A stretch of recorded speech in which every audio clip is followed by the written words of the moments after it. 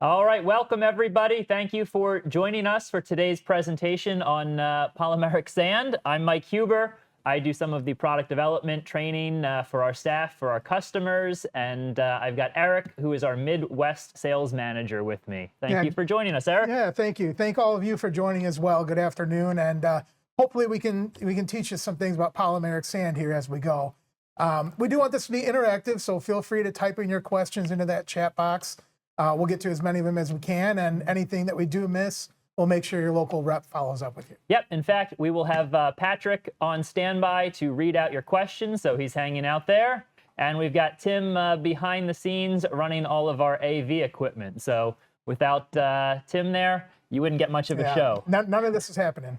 All right. So let's get rolling, Eric. Yeah. Yep. What are we talking about here today on our show? Right. We've got kind of a crash course on polymeric sand. So general characteristics of polymeric sand, proper installation steps and why they're so important, and then some of the common job site issues you might encounter that give you a problem, and maybe some tips and tricks on how to avoid them. Right. We'll walk through each of these things step by step to make sure that we're very clear and you guys all understand what we can do to help eliminate some polymeric sand issues that may come up. All right. So first of all, what is polymeric sand, Eric? Yep. Polymeric sand, as most of you know, is a joint material. It's designed to be a cohesive joint material that helps resist weeds, insects, erosion, things like that. Contrary to popular belief, it's not designed to be a mortar. Right. Polymeric sand's designed to be flexible. It's supposed to be a durable, long-lasting joint material, but people tried putting mortar and concrete in paver joints 35, 40 years ago, right? Right. Didn't work very well. Ran a big risk of hazing the surface, discoloring things. It cracked and crumbled in the joints with any movement. So polymeric sand really works well as a joint material. That's why it's become the go-to option for finishing off that kind of maintenance-free hardscape project, whether you're working with concrete pavers or natural stone. Exactly. So sometimes you get that homeowner that's got a little bit of a misconception as far as what it does. They think that polymeric sand is rock hard. Hey, in some cases it is, right, Eric? Right. Polymeric sand is designed to cycle. So when polymeric sand is installed, it dries, it hardens. When it gets wet again, it will soften up because we want that to be part of our flexible system. As it continues to dry, it will recure and get back to that hard state. So that cycle can happen a million times. Really, really great that we can go from that hard state to the soft state, gain a little more flexibility, some self-healing capability to that polymeric sand, and harden back up when it dries. Right. So you can see here, we've got a little piece of our polymeric sand. Pretty flexible when it's wet, Eric. Look at that. I can bend it, I can move it, I can twist it, and it's not breaking apart. Right. So what that's simulating there is, for those of us, especially in freeze-thaw markets, when we do have a little bit of movement to that ground, we want that joint material to flex with the paver move.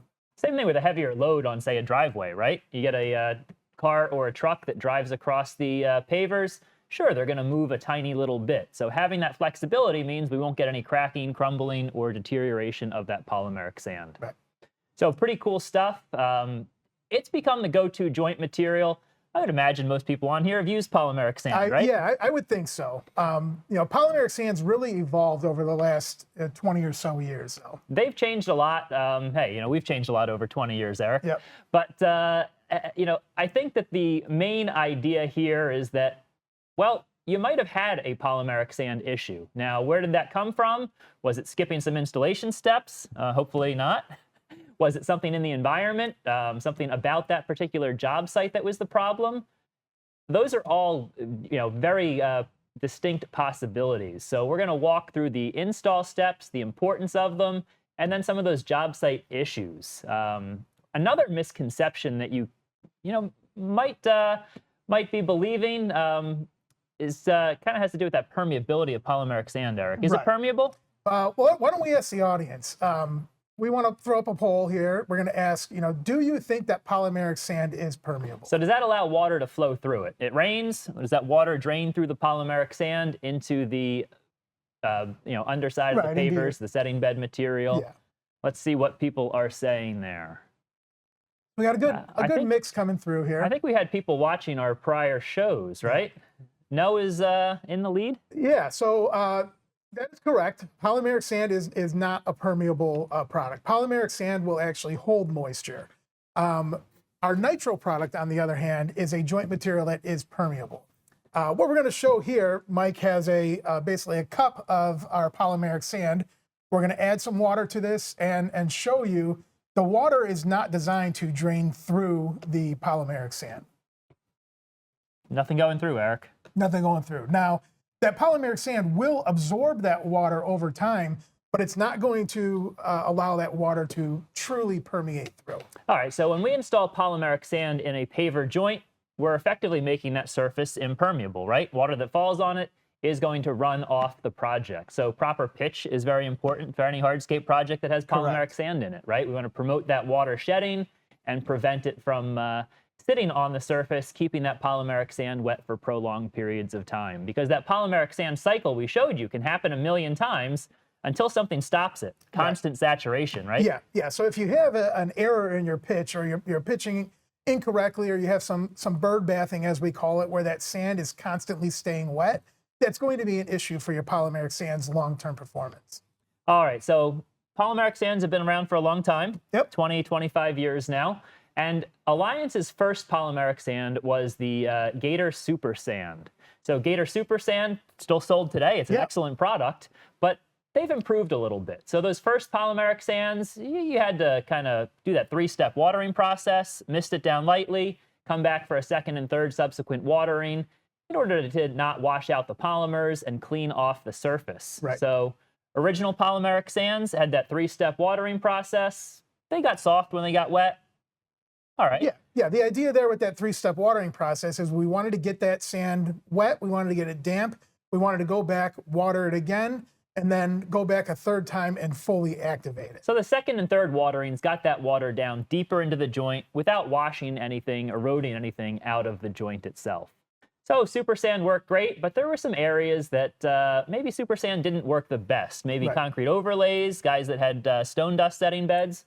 Some of those wider joint pavers that are becoming more and more popular as hardscapes evolve. So Alliance then came out with the Gator Max, and the Gator Max was designed to be a slightly different blend of polymers, deal with those moisture-prone areas a little bit better. It was a stronger, more durable polymeric sand, but it still had that same 3-step watering process. Correct. So when you're working with our original Super Sand or our original Gator Max, nothing changed in the watering process, in the activation process.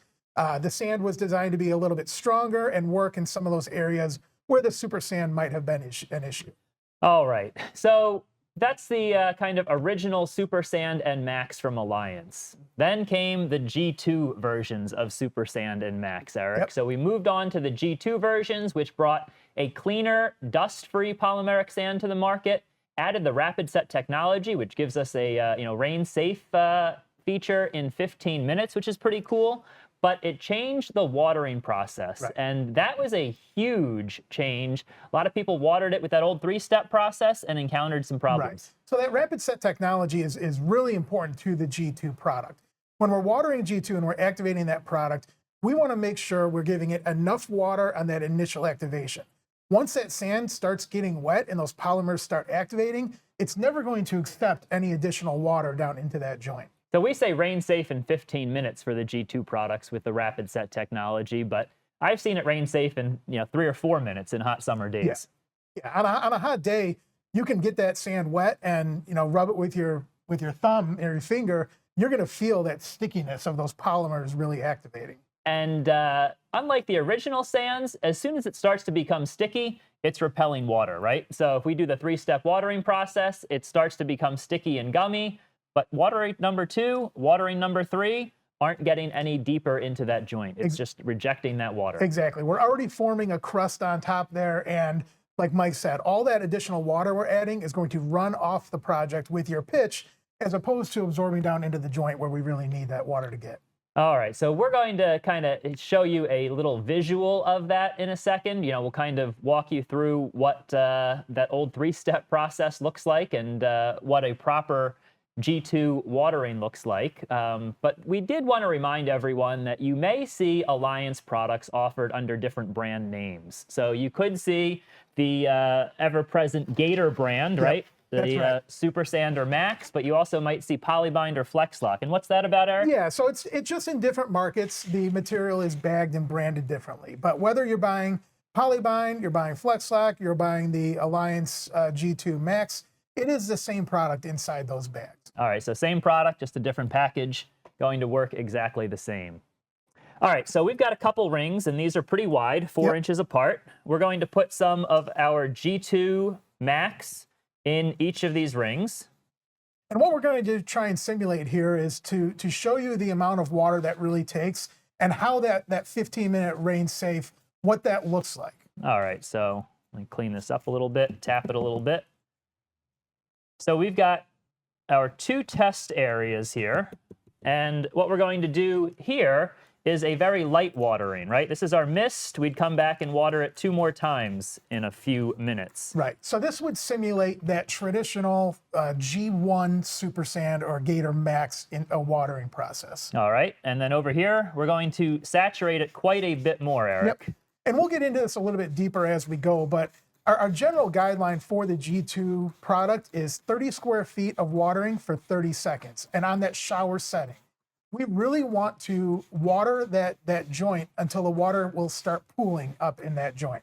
When it pools in the joint, that's going to give it a chance to further penetrate down in there and form a thicker crust. Right. It shows at that point that it's really not soaking down anymore. It's not going any deeper. I can't tell you how many times I've done a demonstration of how to properly activate the G2 polymeric sand, and the contractors have gone crazy. Hey, that's too much water. What are you doing? You're going to ruin the sand. Yeah. It really takes a lot of water. You're more likely underwatering your G2 polymeric sand than overwatering it. Yep. So we wanted to do this first. We'll go through the step-by-step installs, but we wanted to get the timer going on this, so to speak, to show you what that 15 minutes of rain safe looks like. Right. So on this other one where we're kind of doing that 3-step watering process, our second and third waterings are just not going to be effective. You can see that it immediately starts to pool up on the surface, and it's not going to soak in and penetrate because it's already becoming rain safe. Right. And that's especially on a hot day. You know, we're in a climate-controlled area right now, but if it's 100 degrees out and you're installing polymeric sand, that sand's going to be drying up and activating even quicker than it is here. All right, so let's play a quick video that'll show everybody the general installation process, and then we'll break it down piece by piece to go through the importance of each step and why you really shouldn't skip any of them.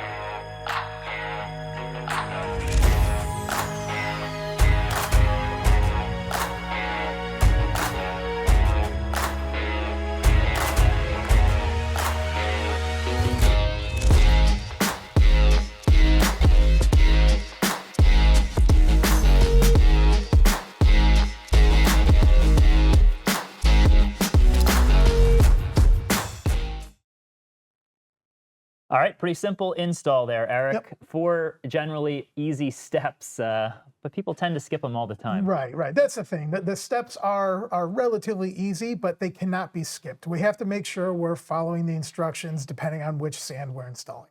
All right, so generally the instructions for regular polymeric sands, that Super Sand and Max we talked about, and the G2 versions are identical until you get to the watering process. So first, we have to start with a dry surface and in the right weather conditions, right? Right, right. And when we say dry surface, it's more than that. If we're working with something more porous, like a clay paver or a porous natural stone, we have to make sure not only is that entire stone or paver dry, but also the setting bed and the joints underneath. Yeah, we can't have a ton of water sitting right underneath the pavers or in the joints.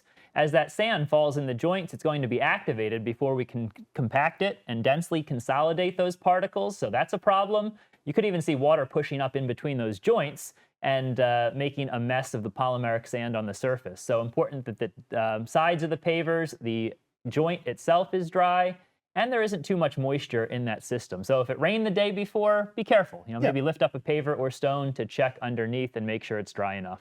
And the other thing that's a large concern for a lot of us, especially in our freeze-thaw markets, is the temperature. Right. Pretty cold in some parts of the northern areas of the country, up in Canada as well. So, I don't know, if it's 40 degrees, can I go out and install polymeric sand? You can. All right. You can. It can be done.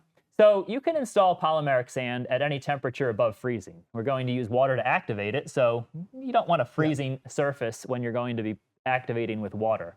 Now, polymeric sands cure by drying out, right, Eric? Correct.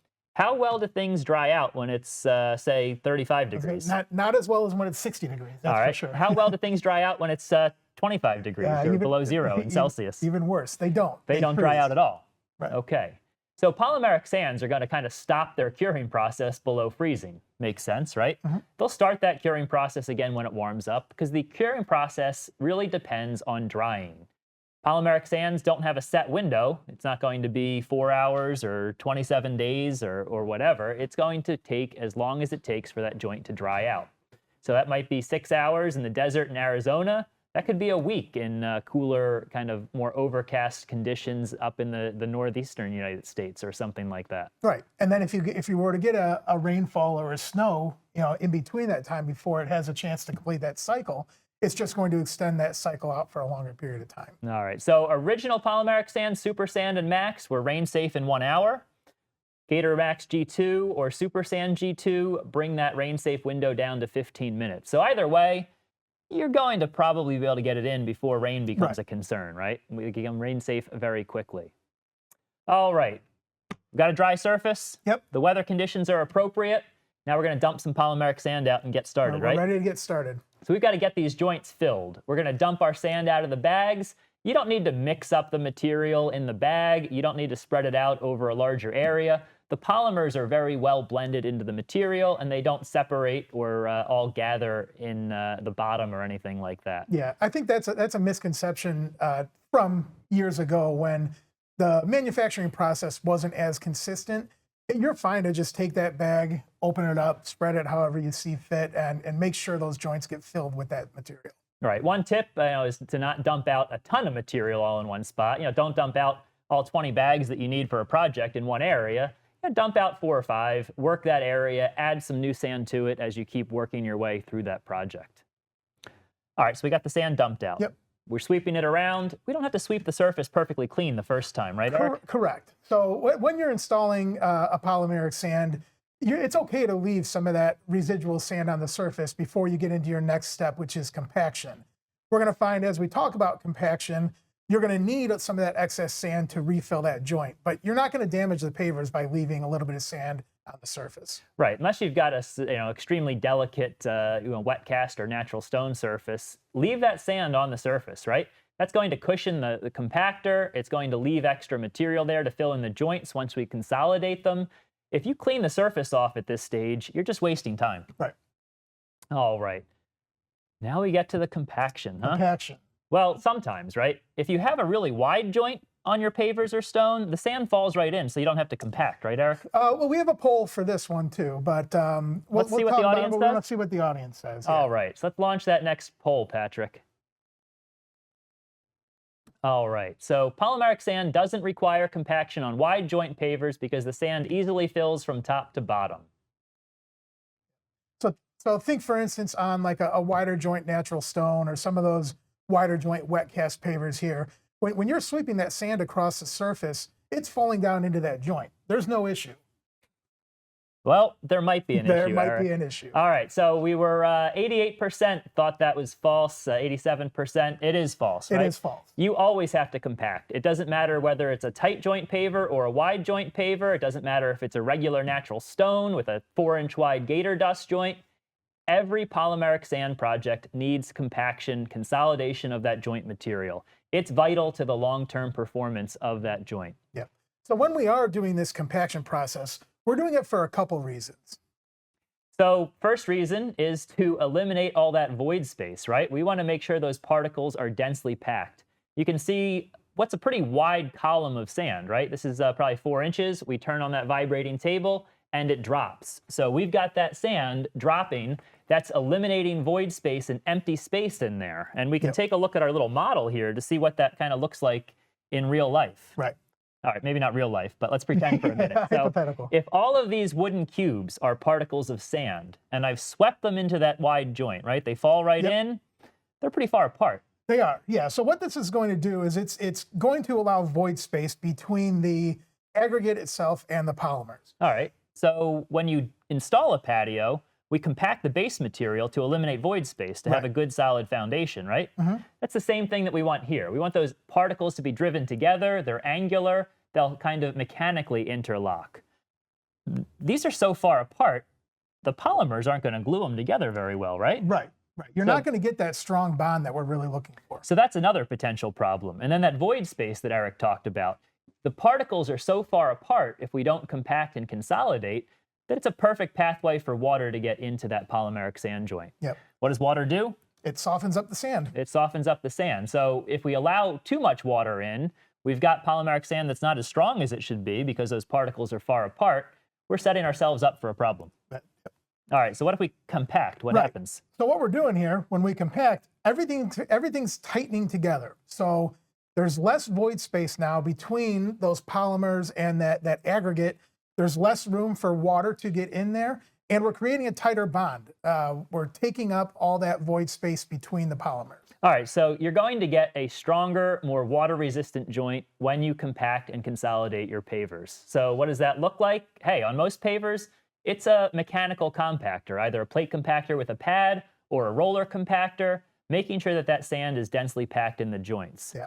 Sometimes people say, I can't compact because I'll damage the surface, right? That roller compactor is a great option, but if you can't do that or you don't have one, use a hand tamp, a rubber mallet, something. Yeah, you have to get some sort of compaction and consolidation in there. So like Mike said, that could be hand tamping your project. It could be using a rubber mallet.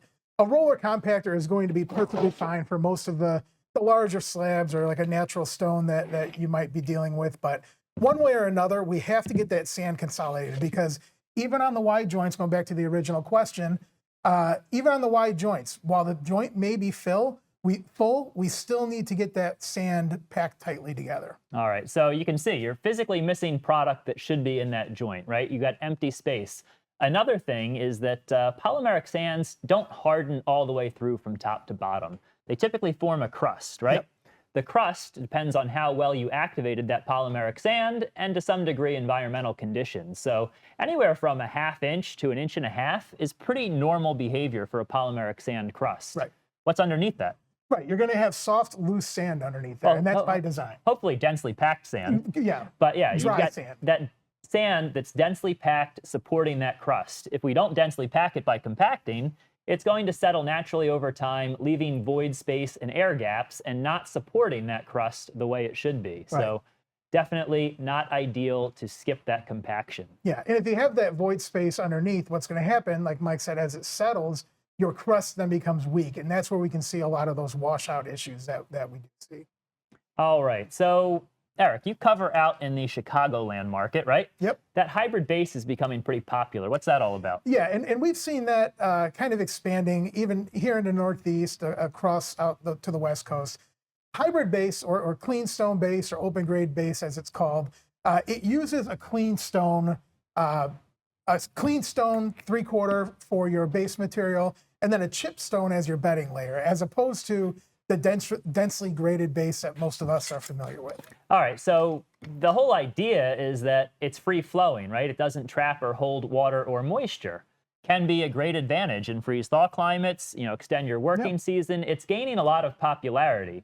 But if you use a 3/8 inch chip stone as your setting bed, that can cause some complications when you go to compact your polymeric sand, can't it? Yeah, it can. So when you use that 3/8 inch chip compared to a sand setting bed, there's much more void space in that chip. So when we get to the compaction step, you're going to see a lot of that sand migrate down into your bedding layer. All right, you want to take a look at that? Sure. Yep. So I put my polymeric sand in the joints over a number 8 stone, a 3/8 inch chip, and I compact it.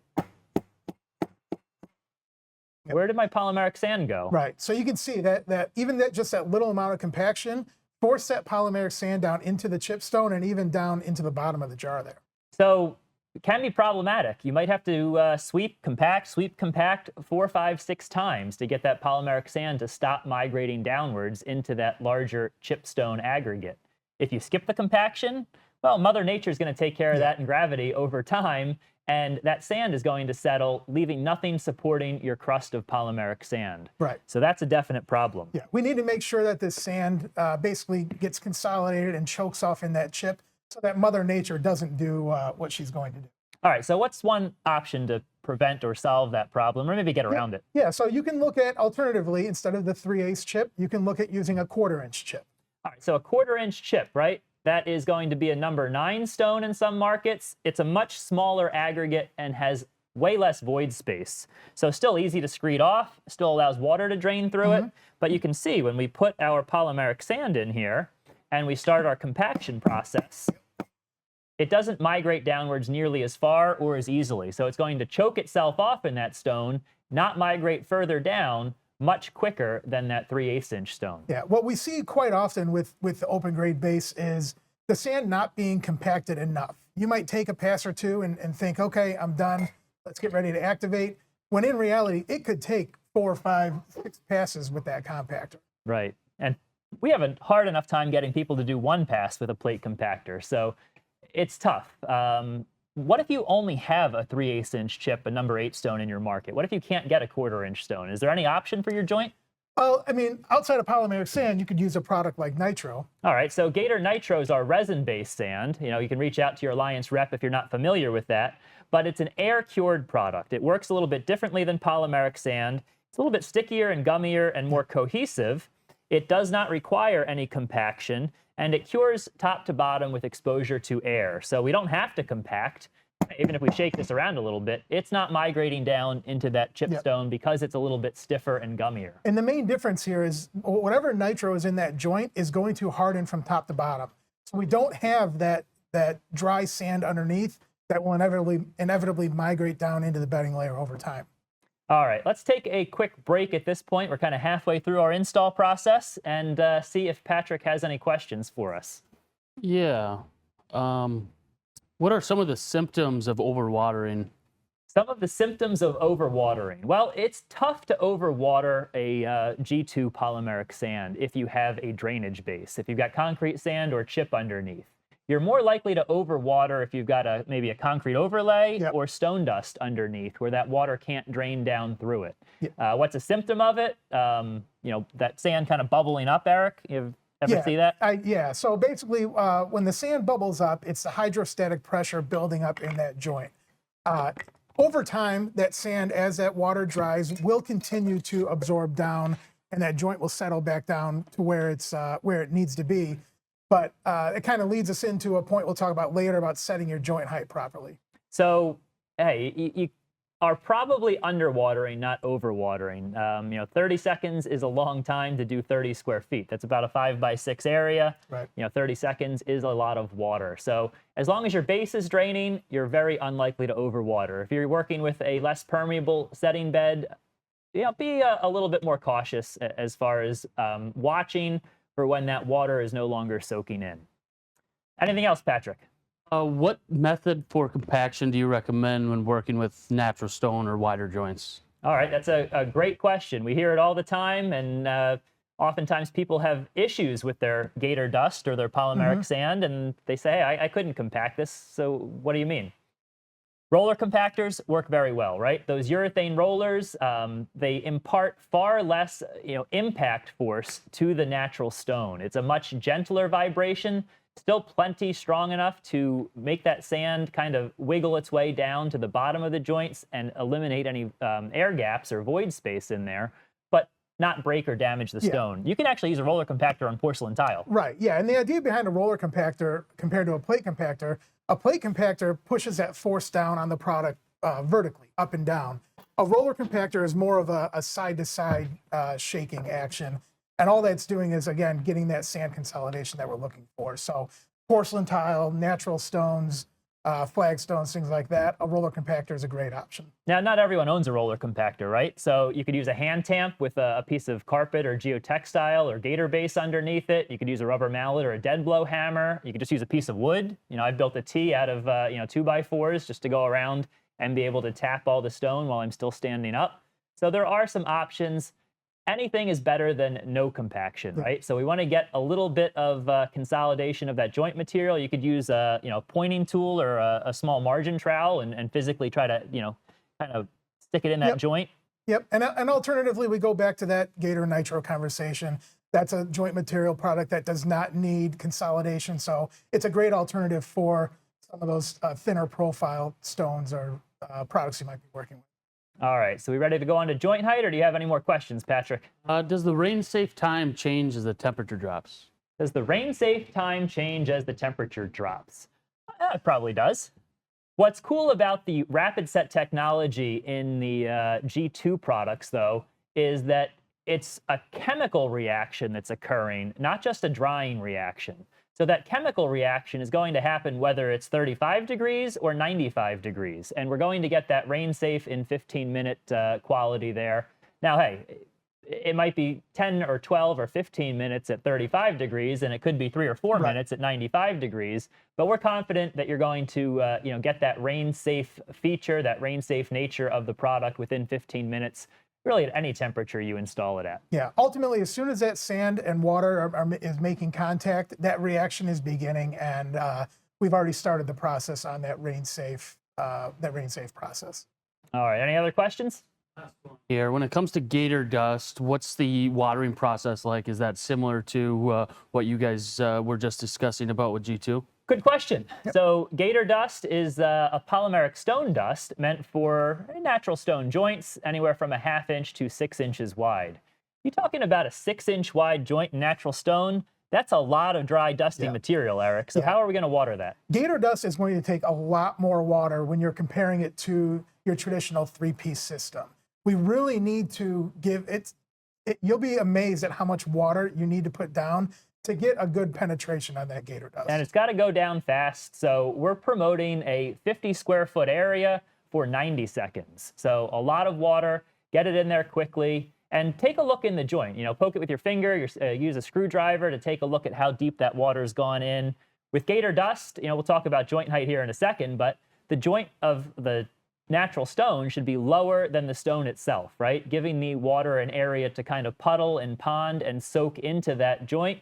We can't have that gator dust flush with the surface, and we need to get that water in there quickly. You can't do the 3-step watering process, certainly not in the summertime. Correct. Yeah. Now, it doesn't have the rapid set technology in it, but we still need to be very quick with our water that we're getting down there. All right, so that kind of brought us into the joint height discussion that we were planning to have anyway there. So thank you, Patrick. We'll check in with you again in a few minutes to see if there are any further questions. So the next phase of a polymeric sand or polymeric stone dust install is setting the proper joint height. Now, I go out to a lot of paver projects, and I'd say most of them have the sand installed too high, Eric. Yeah, I would agree. When we're installing polymeric sand, it's very important that we keep that sand 1/8 of an inch below the chamfer of the paver or below the edge of the whatever stone we're installing. All right, so we want that sand to be 1/8 of an inch below the sharp edge or the chamfer or rounded edge of the paver, right? We want that polymeric sand to be in the vertical portion between the pavers and the stone, not where it starts to round out, angle out, or flare out. Very important for quite a few different reasons. So we're going to work through those reasons right here, Eric. Sure. First reason is that it doesn't look good if you install your polymeric sand flush with the surface, right? Yeah. Your clients are paying for the 3-dimensional look of that paver. A lot of times when the sand is installed too high, we don't have that 3-dimensional look, and it makes your project at the end look very, very sloppy. Right. You want those individual pavers to look like individual stones. That's what we're trying to mimic and recreate. So installing that sand at the proper height, nice and low in the joints, makes each piece of concrete or natural stone really stand out and gives you the best look. Next problem is that polymeric sands expand a little bit when they get wet, right? They soften up, we talked about that, but they also swell a little bit in that softened state. And if you install that polymeric sand too high, it could potentially swell up above the surface. Yep. Yeah. Now, when you see the sand swelling like that, we talked about a sign of overwatering or hydrostatic pressure. The swelling can be relatively normal. Exactly. If that happens during your install, don't push at it, don't try to wipe it, leave it alone. Yeah. It's going to settle back down. But that was an overly dramatic view of it. That wasn't actually polymeric sand, and it's not actually going to expand that much. But we need to keep that joint nice and low, so when the polymeric sand expands slightly, it's not going to rise above the surface. It's not going to try to rip itself away from the sides of the paver. It's going to stay in the vertical walls of that joint and perform the way it's supposed to. So important from an aesthetic viewpoint and from a functional viewpoint as well. Polymeric sand is pretty tough stuff, but it's not going to hold up to foot traffic and vehicle tires like a paver would. So we have to make sure that the pavers are going to take that traffic, that load, that abrasion, not the polymeric sand itself. Right. We talked at the beginning how polymeric sand is not designed to act like mortar. When it's installed high like this, and it does get some of that softness to it, any patio furniture or lawnmower tires or foot traffic is going to wear away at that crust and ultimately lead to a failure. All right. So the last real point as far as the proper joint height is the watering process itself. So what does this watering have to do with the joint height, Eric? Right. So what we're doing, when you take a look at a proper joint height, we're kind of creating a funnel for that water to sit in the joint and absorb down into the joint material. All right, so what would happen if I installed the polymeric sand flush with the surface and I tried to water it? Well, a couple things. A lot of your water isn't going to absorb down. Instead, it's going to run off. And while it's running off, you're going to take sand granules and polymers with it and leave them on the paver. So as you see those sand granules start coming out of the joints, if you leave them too high, you're immediately going to stop watering because you don't want to wash those sand particles out. You're not going to get enough water down into that joint. So problems all around, Eric. Yeah. Yeah, joint height is critical on a polymeric sand installation. All right, so we've also got a little visual here. You were telling, that line's the proper sand height, Eric. It is. But we just told everybody it was 1/8 of an inch below the rounded edge of the paver. Right. That's like 1/4 inch below the edge of the paver. We want it to be 1/8 of an inch below the lowest point. All right, so the corner is the lowest point. If I installed it 1/8 of an inch below the highest point, I would be spilling over on top of the corner of that paver. Yep, and I see this quite often. Your sand starts spilling over the corner of that paver. You're only left with maybe a 1/16 inch of sand there, and that's going to peel off. It doesn't have the strength and stability it needs. It needs to be in the vertical portion of that paver. Right, also common with natural stone, right? Yep. You've got natural stone that has an irregular top profile to it. People try to ramp up the gator dust to meet one side and then taper it down to the other. Sometimes it's spilling over on top of the stone. Remember, that polymeric sand or stone dust is meant to be in the vertical portion of the paver, not a paper-thin layer on top of the paver or the stone corner. Right. We need an even depth of joint material throughout the whole joint. What is the required depth for a polymeric sand, Eric? Good question, Mike.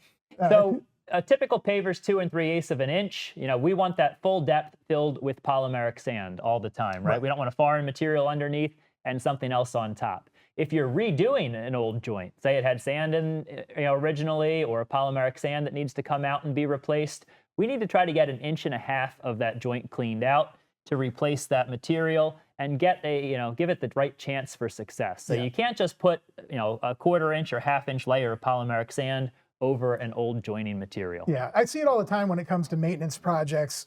You get out there with a pressure washer, you have a fan tip, and you're only taking a 1/4 inch, a 1/2 inch of that old joint material out. Like Mike just talked about, we need 1.5 inch minimum depth. So we really need to make sure we're getting most of that old material out of the joint as much as possible. Yep, without disturbing your bedding layer. So you got to kind of walk that fine line. All right, so joint height is extremely important. So is compaction. Mm-hmm. 2 very important steps out of our 4 steps. We got a 3rd important step. Maybe the most important. All right, so we already touched on that watering process, right? how important it is to water the G2 products correctly. And what's the catchphrase for watering G2? Right. We say 30 square feet for 30 seconds on, on that shower setting. 30 square feet for 30 seconds. What does that actually mean, Eric? We've got a 5 foot by 6 foot area. That's 30 square feet. We water it for 30 seconds. Maybe, Tim, could we cut to Patrick and have him sing 30 seconds of the Star Spangled Banner so we all remember how painfully long 30 seconds can be? Yeah, 30 seconds can be a long time. When you're doing this watering, you're going to be there, and you know, whether you're counting in your head or whatever you're doing, make sure we're getting enough water down on this first and only watering. All right, so we did these a little while ago, our little test areas here. Yep. So I'm going to put some water on top of this. So what's happening with that water, Eric? It looks to be pooling up there. It's pooling, puddling, ponding on the surface. That water's just sitting there. It's not soaking in. So we successfully activated the rapid set technology in the Alliance product, right? Yeah, we certainly have a crust on there because you can see the water is just pooling there. But the question is, do we have a thick or a thin crust? Right. So what do you think? Let's take a look at that one where we kind of misted the polymeric sand down and then added a little bit of water later after we let it sit for a few minutes. Yep. So remember, this is our G2 Max product. This needs that one-step watering. Uh-oh. So that's a pretty thin crust that we have there, right? Mm-hmm. That water did not penetrate deep down. We've got a lot of unactivated material underneath. It's already repelling water. We didn't get that water down deep enough, right? Right. And the idea here is once that initial watering is done, we're never going to be able to get that sand reactivated. Right. The initial activation is hugely important to the performance of your joint long term. So you need to get that water in there as close to top to bottom as possible. We're striving to get, that maybe 1.5 inch crust. So if you're not getting the water down deep enough, it's never going to harden thick enough. Take a look at our other example that we wet down a little bit more. So this one, if you remember, Mike did a much heavier watering on this. All right. As he pulls this up. So we've still got some dry material, but you can see that we're significantly thicker there. I mean, we're probably beyond 1 inch of joint depth. Definitely got better penetration of our water, and that's going to lead to a thicker, more durable, more resilient polymeric sand crust, supported by that densely packed material underneath, from our compaction step. Yeah, and keep in mind, this was only about 15 minutes ago. If we gave that material a chance to, further dry in that tube, we'd probably get a little bit deeper penetration there too. All right, so hugely important to get the water in quickly. So 30 square feet for 30 seconds for most pavers, but if you've got a paver with a really wide joint, you might need more water, right? Yeah. We have a 3/4 inch wide joint where you're only getting 15 or 20 square feet out of a bag. That might be 30 square feet for 45 seconds or 50 seconds. We're going to look for certain telltales, right? Once that water stops absorbing in, sand starts to swell a little bit, time to back off the watering, move on to the next section. But as long as that water is soaking in, keep watering it, right? A little bit of runoff is okay. We don't want to take sand particles out of the joint. Puddling and ponding, water sitting in the joint is perfectly fine. If we've got a sloped driveway, for example, we start at the top and let that water trickle down, right, Eric? Not so fast. No, we want to start at the lowest point of our projects. The reason being, if we were to start at the top and let the water run down our surface, what's going to happen is we're going to activate the sand down slope sooner than we're ready to. When we start at the bottom and work our way up, as the water runs down your pitch, it's running over sand that's already been activated. So we want to control that activation, right? We work from the bottom, we get that sand activated, it penetrates nice and deep. As we work our way up, it's kind of going down over that sand that's already become gummy and sticky and cohesive, not going to wash it out, but we're controlling the activation, getting that water down deep enough. So it's really important to remember, polymeric sands, the Super Sand G2 original products had a 3-step watering process. But if you do that 3-step watering process on the newer G2 Super Sand or G2 Max, you're asking for trouble. You're going to get a thin crust. Your product is not going to last very long. And what I always kind of tell my contractors, if they are switching between the two, keep it simple. If you were to do the 1-step activation on the older G1 sands, it'll be more successful than trying to do it the other way around. Right. It's not the end of the world if you happen to water Super Sand or Max with that 1-step watering process. It's close to the end of the world if you did the 3-step watering process on G2 there. All right, Patrick, any questions on the G2 sands or Can the you watering? elaborate a little bit more on the cycle drying and the sand getting wet? We have a guy asking about shouldn't the G2 repel water instead of absorb it? All right. So when you have your polymeric sand, you sweep it into the joints. It's a dry material, dry sand mixed with a powdered glue. We water it to activate it. That activation process forces those polymers to start binding together, right? They're going to glue themselves together. They're going to glue the sand particles together. They're going to glue the sand particles to the side of the paver. Everything's going to start getting sticky. Polymeric sands need to dry out in order to cure. This isn't like cement that chemically cures. This is simply a drying reaction. So we need polymeric sand to dry to harden up. You could install polymeric sand, 4 or 5 days later, go out and touch it, and it's still soft. Right. Hey, maybe it was a little bit overcast, cooler weather. Maybe it rained in between. That's completely normal behavior. You could also have polymeric sand that hardens up in 3 hours in the desert, right? In Arizona, where it's 105 degrees and those pavers are 150, that's going to dry very quickly. Also normal behavior. So the drying, the hardness really depends on the environment. Now, there are some job site characteristics or job site construction methods that may impact how well your polymeric sand joints dry out. We're going to touch on those in a minute. But as far as that cycle goes, wet means soft for polymeric sand, and dry means hard. The Gator Max, the blend of polymers in Gator Max, doesn't soften up quite as much as the super sand, correct, Eric? Right. And when we're talking about this, yes, 98% of that water is shedding off. But we go back to talking about how the polymer sand's not a mortar. It's still going to absorb a very little amount. Right. So polymeric sands can get wet. They don't magically repel all the water. And as they get wet, they do soften up. Still don't allow water to pass through, right? It's not free draining. It's not a permeable joint material, but they soften up to some degree. Anything else, Patrick? I think you touched on everything. Excellent. All right. So those were the installation steps, Eric. Yep. And I think going back to the installation, we showed the video, we talked through it, but the big thing we want to enforce here is it's important, no matter what sand you are installing, to read those directions and follow the manufacturer's specifications for each product. All right. I don't read instructions on things. But really, it does help to make sure you're aware of the differences between the products you may be using, making sure that you're following the appropriate instructions there. So now let's move to the actual job site, Eric, right? Every job site is different, right? Every job site has a unique set of challenges. You may have different soil types. You may have different elevations. You may have different features that you're working around, different components of the home or the backyard. So when you're doing all of this work, you've got to account for where that water is going to come from and where that water is going to go. Because when we start a hardscape project, typically it begins with a hole. Yep. Once you dig a hole, that typically fills up with water. Having a hole filled with water underneath your hardscape project is not good for anyone. No. It's not good for the base material. It's not good for the pavers. Not good for the polymeric sand joint. It's certainly not good for the polymeric sand joint. So we're going to walk through a couple of common mistakes here, but what you'll find is they all go back to that moisture and that water. That's something that we have to account for when we're looking at each project individually. Right. If it starts pouring rain outside and Eric has to get to his car outside, what are you going to do, Eric?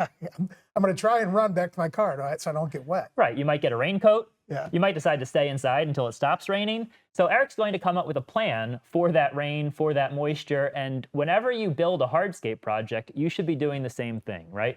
We know water's going to fall on it, maybe flood it, maybe come from other areas of the property towards it. How are we going to get rid of it and keep our hardscape project as dry as possible?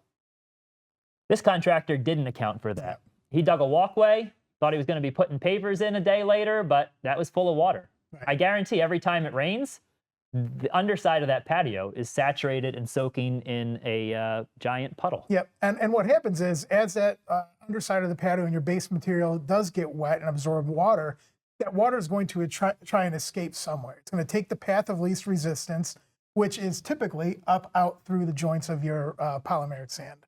All right. So let's consider the soil types, right? Sandy soils drain well, clay soils don't. If you've got clay soils, you've got to pay a little bit more attention to how you're going to get the water out of your excavation, out of the bottom of your project.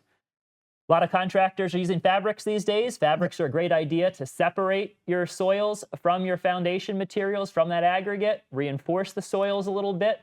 But your choice of fabric can impact where that water can go or where it doesn't go. Oh, 100%. If you want to use a non-woven fabric when we're talking about this, a woven fabric does not drain nearly as much as a non-woven fabric does. A non-woven fabric has plenty of strength for any residential paver patio, walkway, whatever it may be. A non-woven fabric will drain much better than a woven fabric will. All right, so I kind of like to use that woven fabric because it's the strongest, Eric. You can certainly use a woven fabric. It is a little bit stronger. It's probably a little bit overkill for a lot of Residential projects we're talking right? about. But if you want to use that woven fabric, we have to account for exfiltration and account for that water to drain somewhere. And here's why. We've got a piece of woven fabric. We're going to squirt some water on top, and you can see it goes through very, very slowly, right? Yep. Not getting very good drainage out of that woven fabric. So it can trap and hold moisture and water. Now, how about that non-woven fabric, Eric? Yep. We're going to take a look at the non-woven. Yeah, so this non-woven fabric is more of a felt-like texture as opposed to the plasticky tarp texture. And it's way more You permeable. can see it's permeating right through there. That way, any of that moisture that does get underneath your project has a chance to inevitably drain down into your subsoil. Right, you can take a look at the kind of comparison there. I'll get them in frame for you, but we've still got water sitting on top of that woven fabric, slowly dripping through. And you could see as fast as I could pour water onto the non-woven, it went right through. So in most cases, a non-woven fabric is plenty strong enough for your residential projects, even residential driveways, as long as you don't have terrible clay soils. So kind of go to that felt-like non-woven fabric as your go-to material. Going to get that great separation of your aggregate and your native soils to maintain the integrity of your foundation for your project without compromising or allowing water to gather underneath your project. Yep. And again, if you do decide to go the woven fabric route, just make sure we're accounting for the water and for drainage. All right, so one problem could be your fabric. Another problem could potentially be the construction methodology that you choose for your project. So we're going to do a quick poll here and see how you guys are building projects. Do you typically use a concrete sand setting bed, stone dust setting bed? Are you doing a clean chip or a hybrid base? Do we have concrete overlay applications where you're putting pavers on top of a concrete slab? Yep. And just like we talked about polymeric sand at the beginning with the evolution, there's been evolutions in base material and particularly setting bed material as well. All right, so we've got a lot of hybrid base users. That's a very high number. The 60% or so are using the clean chip or hybrid base, which is fantastic as long as it's done correctly, right? Don't use a woven fabric with no exfiltration pipe under your hybrid base, or you're just creating a swimming pool. Yeah, and that's another training seminar all in itself. But yeah, we want to make sure we're giving that water a place to go. All right, so the clean chip or hybrid base work well. Remember, if you're using that larger 3/8 inch chip or number 8 stone, getting that polymeric sand to densely pack can be a real challenge. So consider using the Gator Nitro or a 1/4 inch chip for your setting bed on the hybrid base. Now, how about the stone dust applications, right? What's the problem with stone dust, Eric? So the problem with stone dust is, while it does compact very well and it gives you a very firm base to work with, it does not drain. That stone dust just holds moisture. We go back to, inevitably, no matter what we do, there's going to be moisture that works its way into our project. And if that moisture can't drain through and can't run out, it's going to try and come back up through your joint material.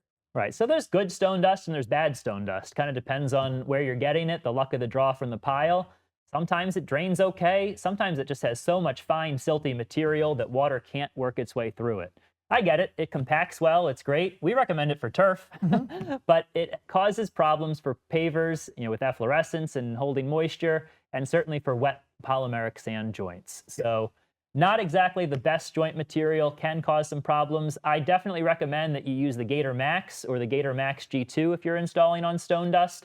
The kind of more advanced water-resistant chemistry and makeup of that product will give you the best chance for success. And again, following all those installation steps also increases your odds of success, no matter what your setting better base material is, right, Eric? Yeah, it goes back to the installation steps and ultimately back to that cycle that we talked about.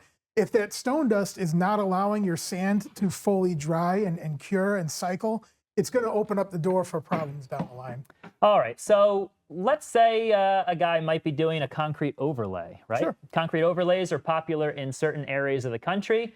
People put concrete pavers directly over an existing concrete slab, or they even pour a concrete slab specifically for the purpose of installing pavers. Yeah, you see it on like front stoops and front porches from time to time, but like Mike said, in some markets, they are specifically pouring concrete to use as a base for a paver material. All right, so concrete's structurally sound, right? It's a great foundation, except it doesn't drain last time I checked, right? It does not, no. So what are we going to do with that water? Water inevitably is going to get underneath our pavers. Whether you've got nitro in the joints that allows water through, or you got polymeric sand that's not permeable, water's going to come in the sides, water's going to get underneath. You're always going to have water underneath your hardscape project, and you always have to provide it a way to get out. Yep. So with the concrete overlay in particular, we want to make sure we drill weep holes through that concrete. I got it covered, Eric. Yeah. Weep holes. So that's not the type of weep hole we're looking for, Mike. All right, so you have to make your weep holes large enough, and you have to drill enough of them to evacuate the water through your concrete slab. And you also have to worry about what's underneath, right? What if I have clay soil under my concrete? Well, exactly. You can put as many weep holes as you want in there, but if it can't drain and that weep hole just fills up with water, that's an issue in and of itself. All right, so weep hole should look like that. Yep. That's a 2-inch core drilled hole. We want those I'd say every 5 feet or so on a grid pattern, maybe more frequent in low areas of the project. Water doesn't really move that well through a sand setting bed laterally or underneath pavers that are laid directly on concrete. So we need those holes to be pretty frequent, large enough to take that water, and going into a permeable soil below. So we got to evacuate that water and make sure it has a place to drain through. Yeah, and then you could fill that weep hole with that clean chip we talked about, just to avoid any additional migration over time. Yep, clean chip, put a piece of filter fabric over top of it, non-woven geotextile like we talked about, and you're good to go on those overlays. Unless you block water flow off the edge, right? Yeah. Becomes more and more of a concern with some of the concrete edges as well. Right, so go ahead, Eric, you can explain that. So with some of those concrete edges, like we talked about, you're going to have water running off your pitch. That water, once it gets to the edge of that paver, is going to run down the paver and down into your subbase. All right, so you can kind of take a look at that here. We've got our model where we've got our paver, that's our border course, and we used extreme edge to block the water. What? No, we can't block the water, right? So our extreme edge needs to allow water to flow. So we put in a weep straw there. You could leave gaps in between your extreme edge on the outer edge. So there are ways to still allow water to flow naturally down that slope and off the edge of your project and still come up with a substantial, effective edge restraint. And keep in mind, we're still talking about concrete overlays here. Correct. Yeah. So on a normal project, if you weren't using a concrete overlay, you wouldn't need that step. All right, so what about glue, right? A lot of people glue the edge in place when they're working on a concrete overlay. Make sure that your glue isn't blocking off all of the water flow on that project, damming it up behind your border course, right? Make your lines of glue parallel to how that water is going to flow, not blocking it all off. Right, we don't want to create a dam underneath that paver. Again, we want to account for all the drainage we possibly can. All right, so what does that look like, Eric? Am I gonna glue my border this way? Nope. Right, so if I potentially did that and my water is trying to flow this way, it hits that glue and stops and can't move, right? Well, my answer was going to be it depends on which way the water's flowing. All right, so in this case, we would want to do a few lines of glue, more like this, Eric. Yep. So this is just another common practice that we see on concrete overlays. So the water can flow right through. Right.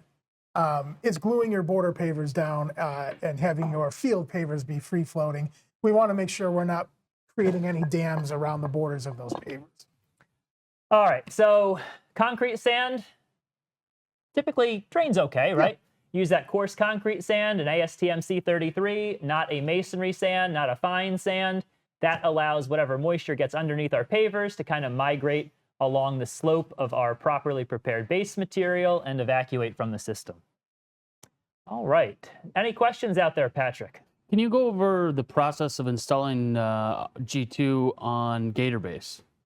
The process is pretty much the same as what we outlined there, right? So after this show, you're going to be kicked to our studio portal. You know, you can watch some other training classes. There's some prior year episodes on installing polymeric sand and some other great blog posts. But the installation process is identical, right? You're doing the exact same steps when installing polymeric sand on top of Gator base. Yep. Idle down the compactor, correct? No, I wouldn't idle down the compactor. Typically, when you idle down the compactor, it makes it start jumping more. It actually, kind of jumps and becomes more of a problem. Yeah, a little counterintuitive, but what you'll see when you are running that compactor over it is those pavers are going to have some bounce. That's not necessarily a bad thing because that's allowing the sand to work itself underneath that paver a little bit too. All right. The process of when somebody doesn't install the G2 correctly. If someone doesn't install the G2 correctly, they're asking for trouble, right? What didn't they do? Did they not compact? Well, the sand's going to be weaker and not as water resistant as it should be. Maybe they left the joints too high. What could happen, Eric? Yeah, I mean, there's a lot. It's going to vary from project to project, depending on what was done incorrectly or what's causing the issue. But ultimately, that there's not really a fix. The only fix is to remove and resand correctly, whether that's by calling your rep or having a rep on site to help demonstrate and walk you through that. Right, and that's a good point, Eric. We're happy to come out and take a look at the project, try to assess what went wrong, and figure out what we can kind of change to ensure that the next time polymeric sand is installed, it's successful. So maybe that's something about the installation process itself. Maybe that's something about the particular environment, the site conditions there. But the whole point of replacing the polymeric sand is to have it work properly the next time. Yeah. It doesn't do any good to replace it and have the same results. Yeah, and if it is something, say it was installed, correctly, all the steps were followed, but something's going on in that job site environment that's causing it to fail, maybe it's looking at an alternative product that we can recommend to help give you a better performance long term. Well, that's a good point. Underside of decks, can potentially be a problem. That's an area where it's always shaded. There's typically less air movement, and water drips down between those boards. Yeah, I was going to say you get the drip lines underneath decks a lot, where that constant dripping of water on that polymeric sand just erodes it away over time. That may be an instance where our Gator Nitro is the better recommendation for that project. Right, same thing with a gazebo or a house that doesn't have gutters. That water rushing off the roof is going to wash out your polymeric sand, no question about it, right? That could be an area where Gator Nitro or maybe an elastomeric material in those joints instead of polymeric sand would be ideal. Or you install some gutters or an underdeck drain to solve the problem in an alternative fashion. So there are situations where polymeric sand is just not going to succeed. What else, Patrick? Remove that old sand, and how much of it do you need to remove? How do you remove that old sand? Typically in a very unpleasant fashion with a pressure washer. So fan tip on your pressure washer, a unit that's at least 3,000 PSI, and you're going to very evenly and consistently move across the surface, not getting too close, washing the sand out of the joints. That sand goes everywhere. Yeah, it's a messy process, but one thing you don't want to do is you never want to take just a 0-degree tip or a jet tip to that, because you can etch your pavers. Like Mike said, a turbo or a fan nozzle at a consistent rate, or a turbo nozzle, if you're familiar with what those are. And then what you're going to try to do is get 1.5 inches of that joint depth cleaned out. If you only clean 1/2 inch of that joint depth out, you're not going to get enough polymeric sand in there to form a good cohesive material, a good thick layer of new polymeric sand. If you only clean out a little bit, you're more likely to leave that joint too high, trying to get your polymeric sand in there. So that's a problem. So we're trying to get 1.5 inches of that joint cleaned out on a typical 60 millimeter or 2 3/8 inch paver. It's very important to remember that the new polymeric sand is not going to adhere to the old polymeric sand. So if we're only getting 1/2 inch of sand in there, the joint's not deep enough. It's not enough new sand to really properly set up. All right. Anything else, Patrick? Looks good. All right. Well, we appreciate you joining us. Hopefully you learned a couple things about polymeric sand, a couple tips and tricks you can take away to try to ensure you have problem-free polymeric sand joints moving forward. Yep. Thank you, guys. Everyone have a good rest of your afternoon.